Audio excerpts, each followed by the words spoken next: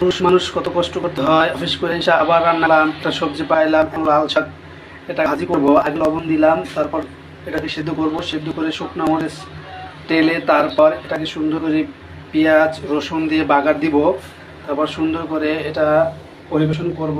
আপনাদের দেখাইলাম যে পুরুষ মানুষ দেখেন কত কষ্ট করতে হয়। পুরুষ মানুষের কষ্ট এই পৃথিবীতে আমার মনে হয় না যে কেউ বুঝবে, একমাত্র পুরুষ মানুষই বুঝবে আমার কষ্টটা।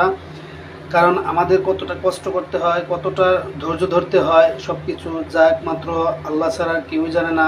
তারপর আপনাদেরকে দেখাইলাম যে আসলে চাকরি করতে হয়, রান্না করে খেতে হয়, আসলে ব্যাচেলার জীবন, তাই এরকমের একটু কষ্ট করতে হয়। আবার যখন আমি বিয়ে শাদী করবো তখন হয়তো এই কষ্টটা থাকবে না। তারপর আমি আপনাদেরকে দেখালাম যে কত পরিশ্রম, কত কষ্ট, কত ধৈর্য ধরে তারপর সব কিছু করতে হয়। সবাই ভালো থাকবেন। আসসালামু আলাইকুম। সবাই আমাকে একটু ভালোবাসা দিয়েন, সবাই আমাকে একটু আপনাদের পাশে রাখেন, এটাই কামনা করছি। আল্লাহ হাফেজ।